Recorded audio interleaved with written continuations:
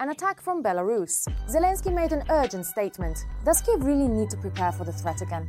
Meanwhile, NATO has warned of something terrible. Weapons for Ukraine have simply been lost. Something unexpected happened in Poland. So where was the weaponry for the Ukrainian Armed Forces actually located? A harsh response from Iran. Israel is under a powerful attack. Hundreds of rockets are flying directly at residential buildings. The footage has already spread around the world. Let's go through everything step by step. Recently, Ukrainian President Volodymyr Zelensky warned that the Russians are planning something in the Republic of Belarus this summer under the cover of military exercises. After some time, Russian military transport aircraft Il-76 and the heavy transport plane An-124 began flying actively to the local Machulishi military base. Here's what analysts have paid attention to. They remind us that after the start of the full-scale war, this airbase became a stationing point for occupying forces.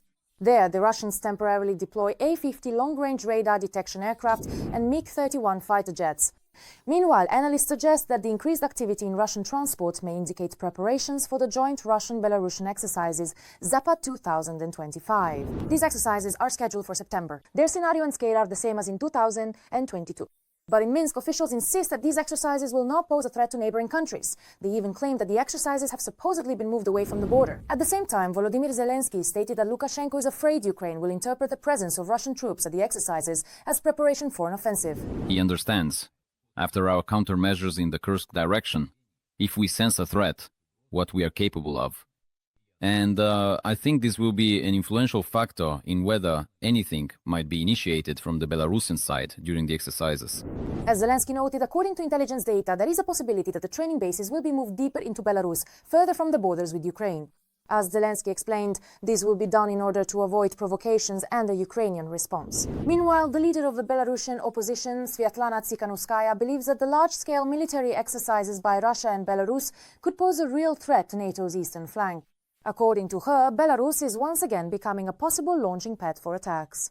In 2022, Russia used Belarus as a staging ground for its attack on Ukraine and as a rear base. However, Belarusian troops did not participate in the military actions. Now, in Tsikhanouskaya's opinion, the situation may change. The regime is militarizing our society. Right now, many enterprises and factories are working for the Russian military, producing military equipment. Young people are heavily involved in this militarization, both in schools and universities. This is how they want to show that we have external enemies, that someone wants to invade us. It's as if they are preparing the nation for some possible consequences. At the same time, the leader of the Belarusian opposition remains optimistic about NATO intervention. Despite recent reports that European officials are concerned, Washington might even withdraw American troops from the Baltic states. By the way, the head of Germany's Federal Intelligence Service, Bruno Kahl, also spoke about the possibility of the war spreading to this region. He believes that Moscow might stage a provocation in the Baltic states under the pretext of protecting the Russian-speaking population, similar to the Kremlin's operation to annex Crimea in 2014. According to him, this is not about a large-scale invasion involving tanks and bombings. It would be enough for Russia to send little green men to Estonia to supposedly protect the Russian-speaking minority. In this way, Putin will try to test NATO's resolve to defend its allies. Kala stated that for Moscow, Ukraine is just an intermediate stage on the way to a confrontation with the alliance. It appears that NATO Secretary General Mark Rutte shares the same opinion. He stated that a lasting ceasefire in Ukraine would give Russia the opportunity to replenish its weapons stockpiles, which would increase the risks for NATO member states. He also pointed out that even while the war against Ukraine continues, the Russians are still able to somewhat increase their stockpiles of weapons in storage. But this is a matter for debate. And while NATO is discussing a possible attack from Russia, the newly elected president of Poland has stated that he would like to have good relations with Orban. According to him, Hungary is an important ally for the country. He also added that at the moment he does not support Ukraine's accession to the European Union. At the same time, Nowotny noted that Poland should support Ukraine from a strategic and geopolitical perspective. He added that for him and for the entire region, Russia poses the greatest threat. But other interesting events also took place in Poland during the week. For example, it seems the country simply lost weapons intended for Ukraine. In the Subcarpathian Voivodeship near the border with Ukraine, abandoned anti-aircraft systems and ammunition were discovered. According to Polish media, one of the private companies was supposed to transport the anti-aircraft systems to the Ukrainian army, but for unknown reasons did not do so. However, the weapons were stored in warehouses in the Subcarpathian region. They do not belong to the Polish army or to any state services. So 8 containers filled with weapons and ammunition were initially guarded, but then were left almost completely unattended. Every voice matters. Join our community, support independent journalism and help us bring you the truth from Ukraine. Become a member of Ukraine today. Join us now. Strange things involving Ukrainian weapons have happened not only in Poland. For example, the US redirected missile detonators that were supposed to go to Ukraine to the Middle East instead. But here, things are more complicated than they seem, and members of Congress have already revealed some secrets regarding this situation. Reportedly, the congressman explained that the United States does not have a significant stockpile of such detonators. Therefore, given the situation in the Middle East, they decided to redirect them to American bases. Iran threatened to strike them. The Arab countries asked Trump to try to negotiate with Iran. Meanwhile, Israel noted that it would not do so since Iran is one step away from nuclear weapons. Congressmen also shared what Ukraine can expect. And yet, there was still room for some optimism. It is likely that after some time, our country will receive these detonators. The congressman hinted that there's no need to worry, negotiations are underway with Europe, and they will compensate for something. But the American defense industry is working, the detonators will be replaced. Moreover, funds have already been allocated for them, so this is a temporary replacement. Of course, this is terrible. It shouldn't have been done this way. But I don't believe that the US could have taken this from Ukraine and given nothing in return. Meanwhile, in the Middle East, truly alarming events have begun to unfold. On the night leading into Friday, Israel carried out strikes on dozens of targets in Iran, including facilities related to uranium enrichment. Tehran, Tabriz and other major cities also came under attack. Israeli Prime Minister Netanyahu stated that the goal of the operation is to strike Iran's nuclear facilities, its ballistic missile production plants, and its military capabilities. He emphasized that the operation will continue for as long as necessary, until the mission is fully accomplished. He stated that Iran has accumulated enough uranium for 9 atomic bombs and intended to produce 10,000 ballistic missiles within 3 years. A representative of the Israel Defense Forces emphasized that this is a preemptive strike, related to the fact that Iran is close to obtaining nuclear weapons.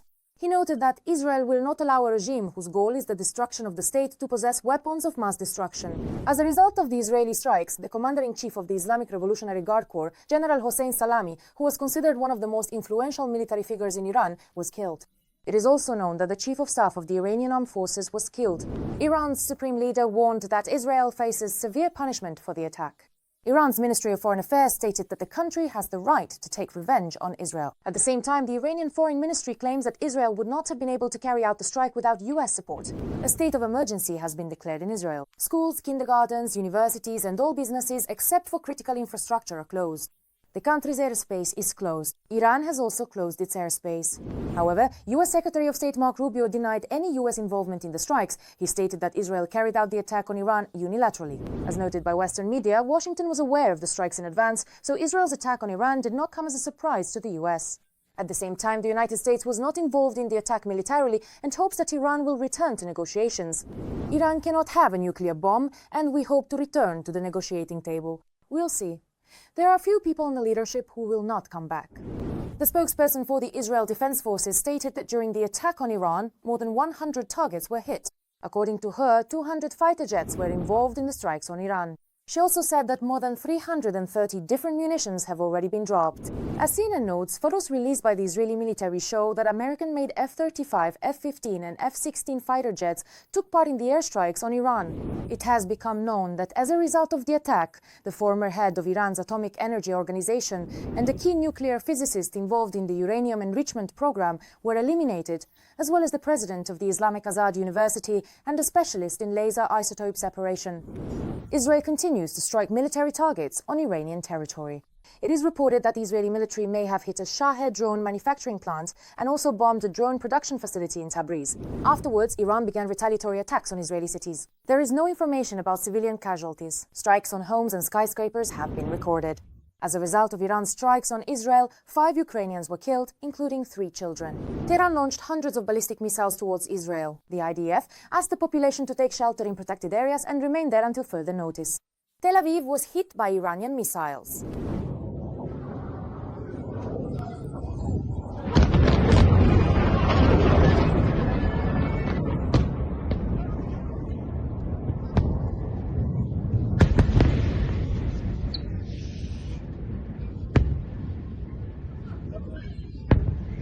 explosions occurred in the city. The moment of one of the strikes was caught on video. The footage shows the Iron Dome air defense system repelling the attack. Then one of the missiles hits a residential area. As a result of the strike, a residential building was destroyed there. Near Tel Aviv, people were trapped in a burning building. Police reported that several buildings were damaged in Tel Aviv. In total, at least 7 impacts were recorded. Local residents also published footage of an Iranian Shahed drone being intercepted in the sky over Israel. And what do you think about the latest events in the world? Share your opinion in the comments.